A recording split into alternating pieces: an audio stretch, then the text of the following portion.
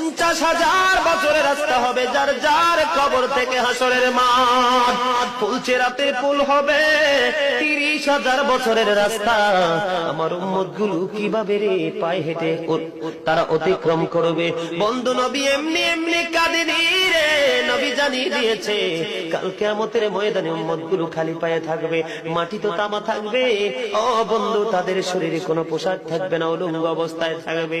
এবং মা আয়েশা প্রশ্ন করলো, গো প্রাণের নবী, জানতে মনে চায় নবী গো, এই যে আপনার উম্মতগুলো উলঙ্গ অবস্থায় খালি পায়ে সবাই থাকবে গো নবী, তারা কি নারী পুরুষ একসাথে? কয় হ্যাঁ, নারী পুরুষ একসাথে।